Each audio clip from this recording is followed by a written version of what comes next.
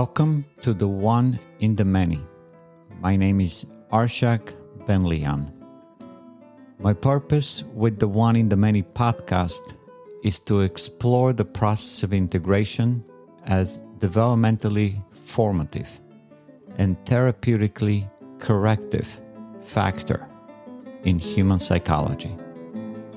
The One in the Many is the study of how conscious life differentiates identity, integrates relation, regulates itself under constraint, and sustains direction through time.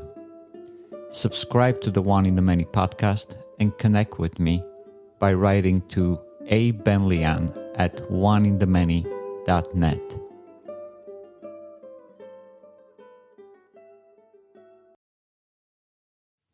The development of human consciousness unfolds simultaneously along two inseparable dimensions.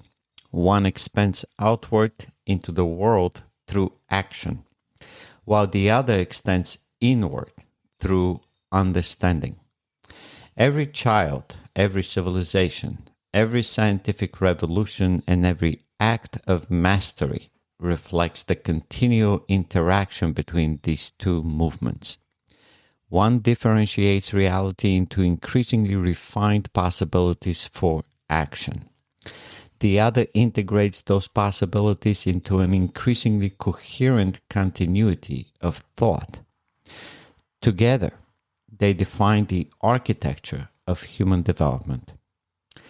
Differentiation is proportional to motor competence across space. Integration is proportional to psychoepistemological coherence across time. These are not merely complementary observations, but the two fundamental axes upon which development proceeds. The first determines how effectively an individual may interact with the external world. The second determines how coherently that interaction may be organized across the continuity of experience. Human growth is therefore neither exclusively physical nor exclusively conceptual. It is the progressive expansion of both the sphere of action and the duration of coherent purpose. The process begins at birth. The infant enters existence possessing almost no voluntary control over either dimension. Space is experienced only through immediate sensation. Time exists almost entirely as the present moment. Every need is urgent because the child has not yet developed the capacity to project future consequences or retain stable conceptual organization from the past. The parent temporarily performs these functions externally, supplying both motor assistance and psychological regulation. The infant's consciousness, therefore, exists within a field of borrowed integration. The first great achievement of development is differentiation. The child learns to lift his head, reach for an object, crawl across the floor, stand, walk, and eventually run. Each newly acquired movement enlarges the child's effective world. Objects that previously existed beyond reach become accessible. Rooms become landscape of exploration. The environment gradually differentiates into countless opportunities for interaction. Space itself becomes increasingly articulated through successful motor control. This expansion of motor competence is not merely mechanical. Every movement teaches the nervous system new relationships between perception and action. The child begins discovering that the world is lawful. Distance can be traversed. Balance can be maintained. Objects possess weight, resistance, texture, and permanence. Differentiation therefore enlarges not only physical capacity but perceptual richness. Every successful movement increases the number of meaningful distinctions available to consciousness. Yet, motor expansion alone cannot sustain development. A child may run through every room of the house while remaining unable to understand tomorrow, regulate frustration, or maintain attention upon a distant objective. These capacities belong to another developmental dimension altogether. They belong to integration. Integration extends consciousness through time. It organizes past experience into memory, stabilizes present perception into understanding, and projects future possibilities into purposeful action. Where differentiation enlarges the field of interaction, integration preserves coherence throughout that field. Without integration, increasing differentiation simply multiplies distractions. Without differentiation, integration lacks material upon which to operate. Growth, therefore, requires both simultaneously. The distinction becomes increasingly visible throughout childhood. The student first encounters arithmetic through concrete objects. Numbers become associated with fingers, blocks, and visible quantities. Gradually, these concrete experiences become integrated into symbolic relationships. Addition becomes independent of physical counting. Multiplication becomes a pattern. Algebra introduces variables. Calculus eventually describes continuous change through symbols having little resemblance to direct perception. The student's motor world has changed relatively little, yet psychoepistemological integration has expanded enormously through time. This reveals an important characteristic of abstraction. Concepts do not become increasingly detached from reality as they develop properly. Rather, they become increasingly capable of organizing larger stretches of reality within a unified framework.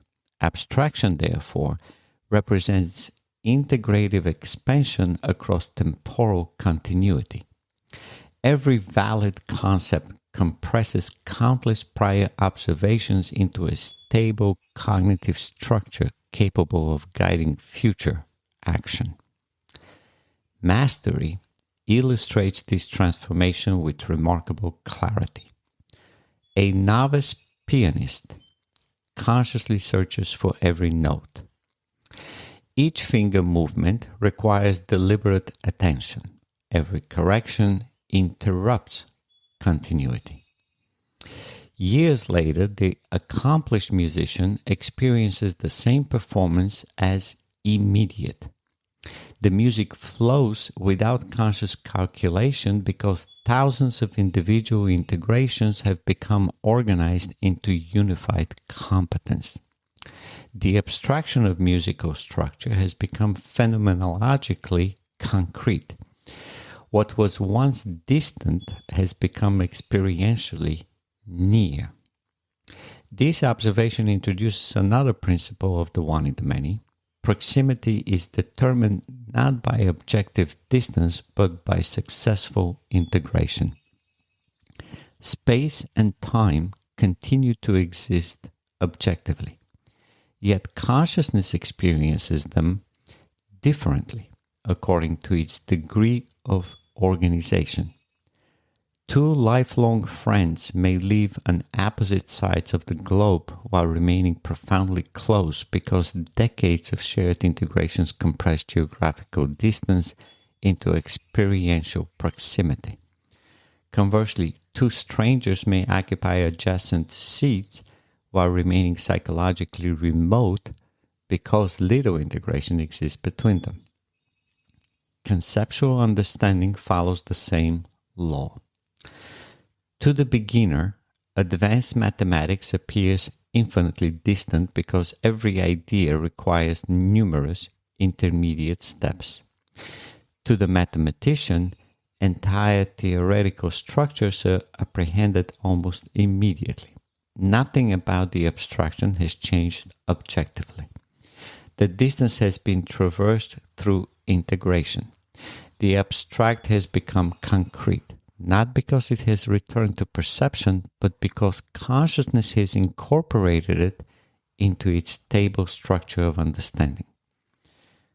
Purpose represents this phenomenon extended into the future. The child lives largely within immediate experience because little future integration exists. As maturity develops, consciousness increasingly organizes itself around distant consequences. Education anticipates careers decades away. Parents provide for children whose maturity lies years beyond the present. Scientists devote entire lifetimes to discoveries they may never witness fully realized. Statesmen establish institutions intended to preserve liberty across generations. The future becomes psychologically proximate because present action has been successfully integrated with anticipated consequence. Memory performs the complementary operation. Experiences decades in the past remain vividly present because they continue organizing current understanding. Other events disappear almost entirely despite occurring only yesterday because they possess little integrative significance. Chronological distance differs fundamentally from experiential proximity.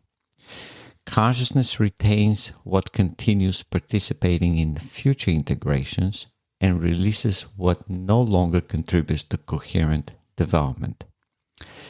This relationship between proximity and integration explains the phenomena of density and intensity.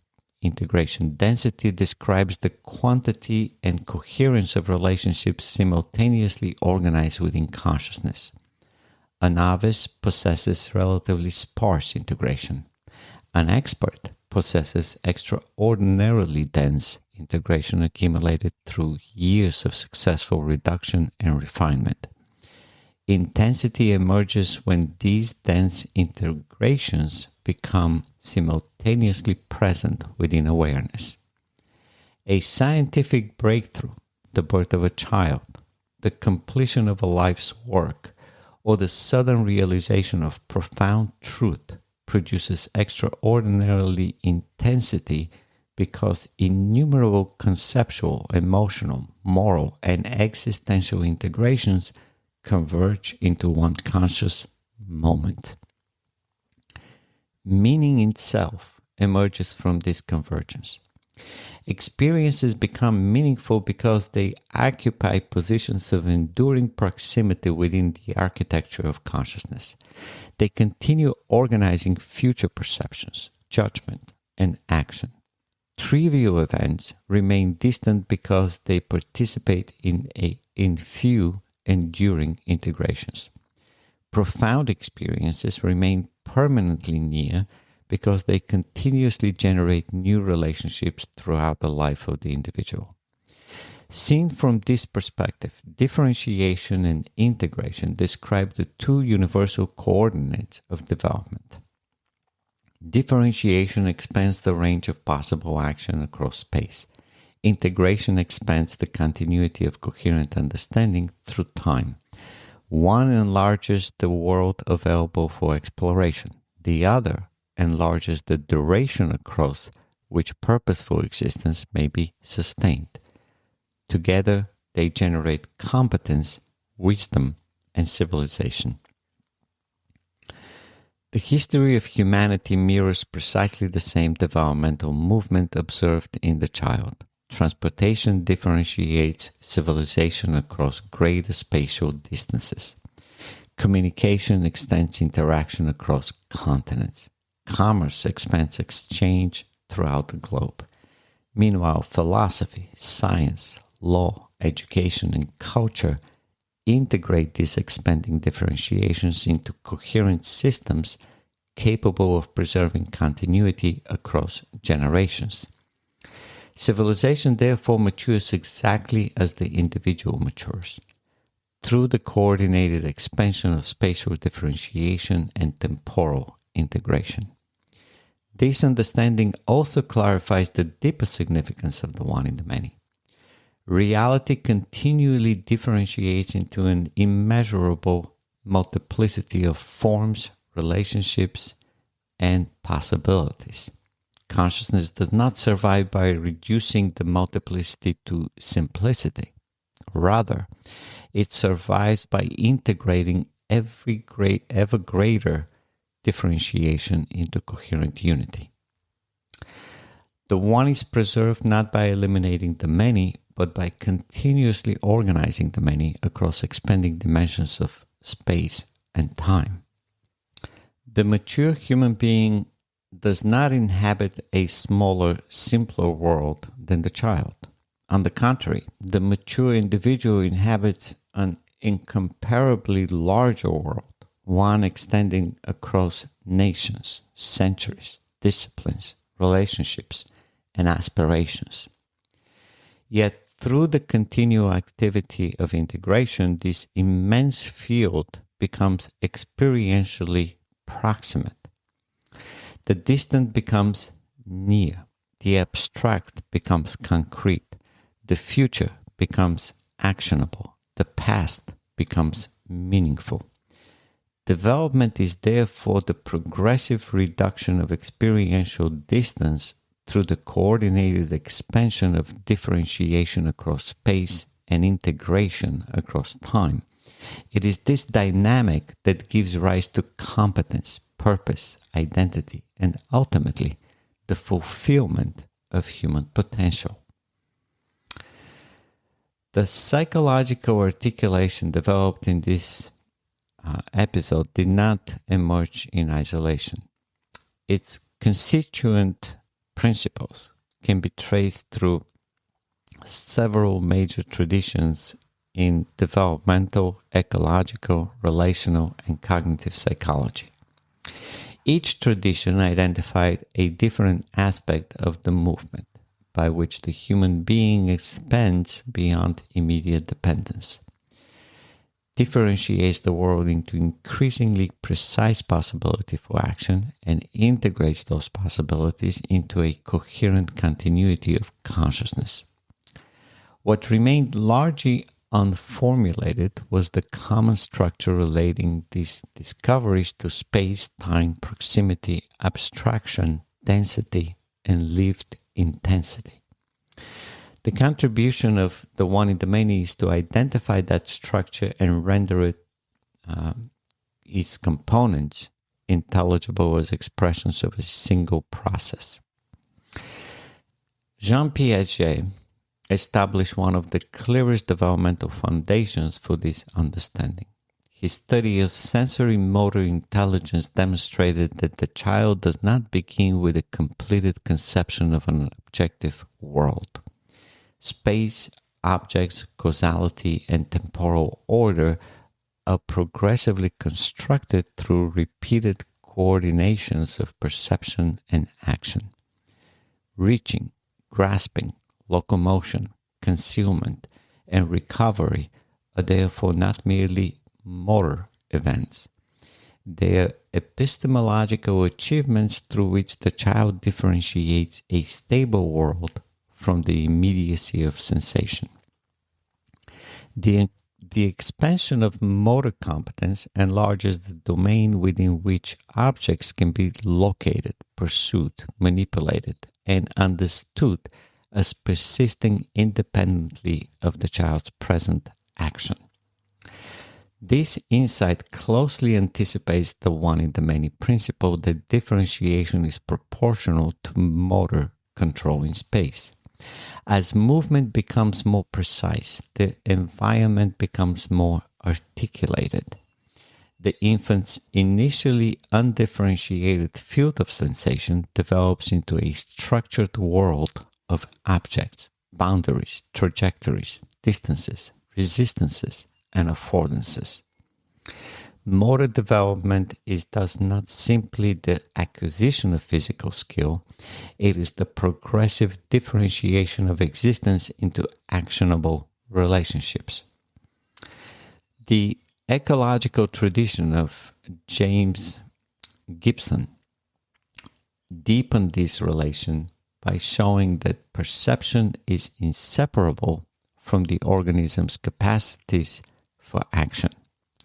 The environment is not encountered as a neutral collection of qualities, but as a field of affordances relative to the abilities of the perceiver. What can be reached, crossed, grasped, climbed, avoided, or used depends upon the developing relation between the body and its surroundings. Esther Thelon and Karen Adolph subsequently demonstrated how these competencies emerge dynamically through the interaction of bodily growth, balance, perception, task, motivation, and environmental constraint. Their work clarifies that spatial differentiation is continually recalibrated as the organism's capacities change. The one in the many incorporates these discoveries into a broader developmental law. Every gain in motor competence increases the radius of effective differentiation. Space becomes more available because the organism can identify and act upon more distinctions within it. A child who learns to walk does not merely add a new movement to an existing world. Walking reorganizes the child's access to objects, caregivers, dangers, perspectives, and information. The child's world expands because the range of possible relations has expanded. Yet, differentiation alone does not produce mature development. Heinz Werner and Bernard Kaplan recognize that psychological growth proceeds from relatively global and undifferentiated organization toward greater differentiation joined by hierarchical integration. Their theory of symbolic distancing is especially important. In symbolic development, the child becomes capable of separating the sign from the referent, the self from the abject, and the representation from the immediately present event. This distance makes abstraction possible, but it also creates a new developmental requirement. The separated elements must be reintegrated within a coherent symbolic structure. Werner and Kaplan reveal a tension essential to the one in the many. Differentiation creates distance, while integration makes that distance traversable. Symbolic thought depends on the ability to separate what is represented from the act of representation. But meaningful thought depends on preserving the lawful relation between them. Abstraction becomes valid not by escaping the concrete, but by retaining the capacity to return to it, explain it, and guide action within it. Lev Vygotsky's account of internalization clarifies how this integration is socially and developmentally acquired. Higher psychological functions first arise between persons before they are reorganized within the individual.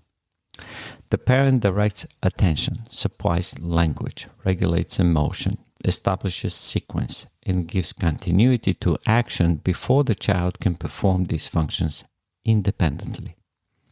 What begins as interpersonal coordination becomes intrapersonal regulation. This process directly supports the one-in-the-many interpretation of parent-child proximity. The infant begins within a field of external integration. The parent preserves continuity across time, anticipates consequences, regulates impulses, and restores equilibrium. As these functions are internalized, the child becomes capable of sustaining greater physical and psychological distance without losing coherence. Independence is therefore not the rejection of attachment, but the conversion of externally supplied integration into internally maintained order. The attachment theory of John Bowlby and Mary Ainsworth gives this process its relational form. The caregiver serves as a secure base from which the child can explore and to which the child can return. Healthy attachment does not freeze the child in permanent physical proximity. It makes increasing distance possible by preserving confidence in the continuing availability of the relationship. The child can move farther because the organizing significance of the caregiver remains psychologically near. This distinction between physical distance and experiential proximity is central to the one in the many. Objective separation does not necessarily entail psychological remoteness. A secure relation can remain functionally present across considerable spatial or temporal distance because it has been integrated into the person's expectations, identity, emotional regulation, and understanding of the world. Conversely, physical nearness may coexist with profound relational distance when integration is absent, unstable, or repeatedly contradicted. The cognitive study of psychological distance by Yakov Trope and Nero Lieberman further illuminates the relation between proximity and abstraction. Their work shows that distant events tend to be represented more abstractly, while near events tend to be represented in more concrete and contextual detail. This contributes an important account of how consciousness changes its mode of representation as spatial, temporal, social, or hypothetical distance increases. The one in the many accepts this relation but extends it by distinguishing psychological distance from integrative proximity. An abstraction may remain far removed from immediate perception while becoming experientially near through mastery.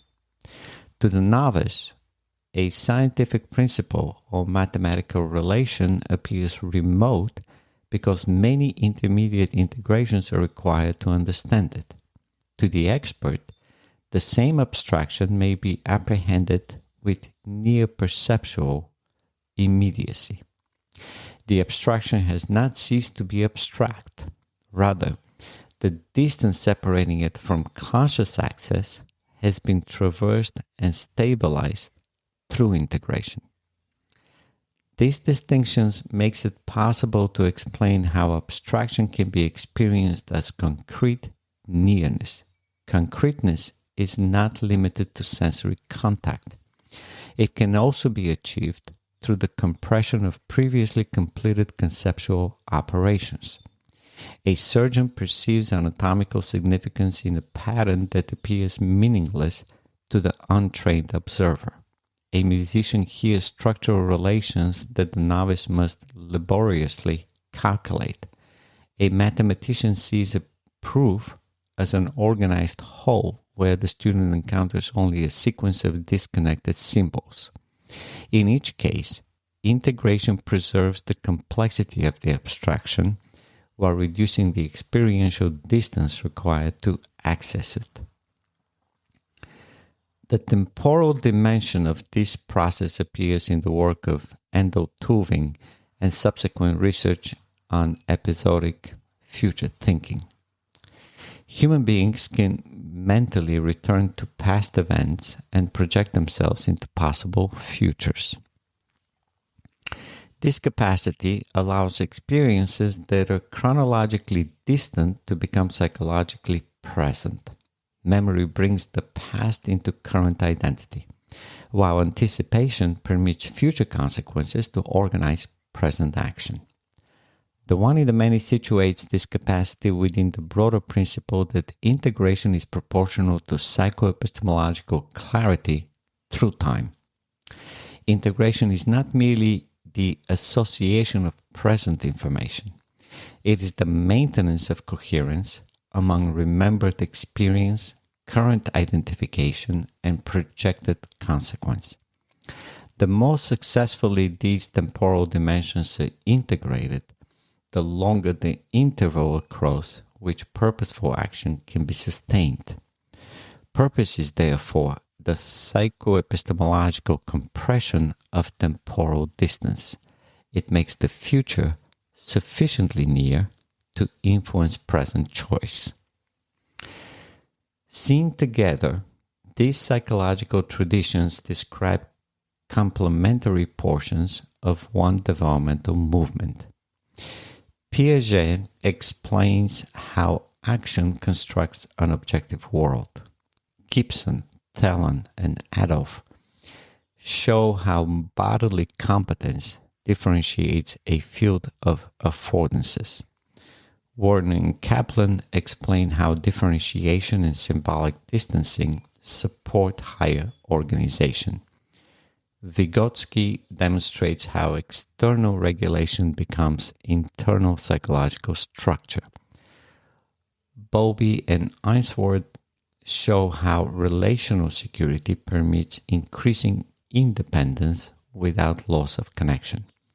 Trope and Lieberman identify the relation between distance and abstraction. Tuving and the study of future thinking explain how consciousness traverses chronological separation. The one in the many's contribution is not to replace these discoveries, but to integrate them through a common set of principles. It proposes that differentiation and integration are not merely two general tendencies of development. They possess distinctive orientations. Differentiation is primarily expressed through the increasing precision and range of motor control across space. Integration is primarily expressed through the increasing coherence and duration of psychoepistemological organization across time. Differentiation enlarges the field of possible action. Integration preserves the identity, causal order, and purposive continuity of action throughout the enlarged field. Differentiation answers the question of how extensively the organism can engage reality. Integration answers the question of how long, how clearly, and toward what end that engagement can be sustained. The union defines competence. From this union arises proximity. Proximity is the phenomenal experience of distance successfully traversed by integration. Spatial separation, temporal delay, symbolic abstraction, and interpersonal independence may remain objectively real while becoming experientially manageable, familiar, or immediate. Integration does not abolish distance. It converts distance from an obstacle into an organized relation. Repeated successfully, traversals produce integration density. Density refers to the quantity, differentiation, and coherence of relationships organized within a given act, skill, concept, value, or identity. As density increases, more prior experience can be brought to bear upon a present context without requiring the conscious reconstruction of every intermediate step. The expert's apparent simplicity is therefore not the absence of complexity, but the compression of dense integration into efficient access. Intensity is the phenomenal manifestation of that density when many significant integrations become simultaneously present to consciousness. A scientific discovery, the birth of a child, an artistic culmination, or the recognition of a life-defining truth may be experienced with exceptional intensity because numerous temporal, emotional, conceptual, relational, and moral integrations converge upon one moment. Intensity is therefore not mere stimulation. It is the conscious charge produced by dense, proximate meaning. The complete, the one-in-the-many articulation may consequently be stated as a developmental sequence. Motor engagement differentiates reality across space. Psychoepistemological organization integrates experience across time. Successful integration renders differentiated distance experientially proximate. Repeated integrations increase density. The simultaneous presence of dense integrations produces intensity. Their stable organization around values, identity, and purpose produces meaning. This synthesis also clarifies the deeper relation between independence and connection, abstraction and concreteness, exploration and continuity. Independence becomes possible when externally supplied integrations have been internalized. Abstraction becomes concrete when conceptual distance has been mastered. Exploration becomes sustainable when temporal integration preserves orientation beyond the immediate moment. Meaning becomes durable when past, present, and future are organized within a coherent field of value-directed action.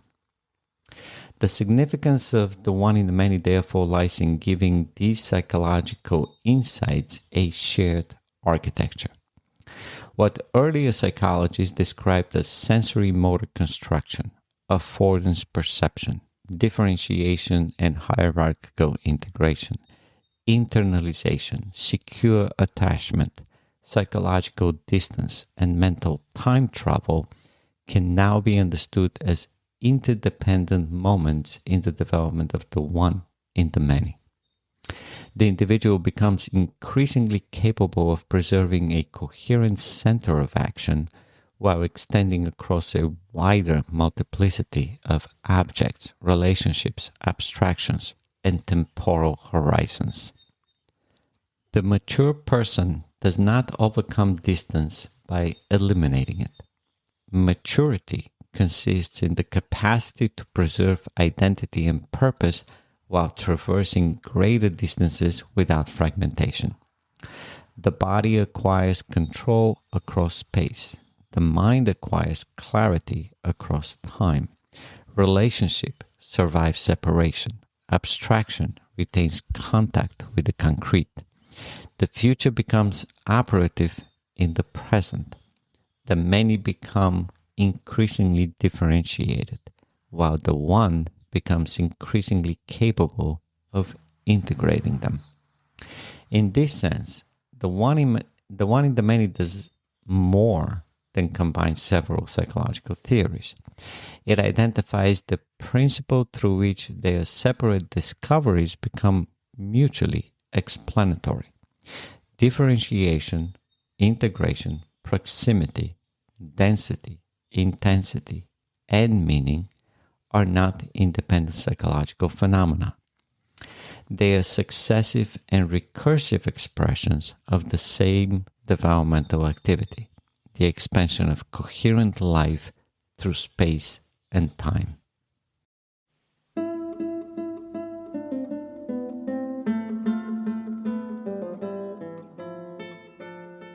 This is the one in the many. The principle of life is the process of integration from a single cell to an ideal human being. The story of life unfolds through integration, from a single percept to a library of knowledge. Through virtue, reason, honesty, independence, selfishness, productivity, you set your values, purpose, to achieve self-esteem and happiness.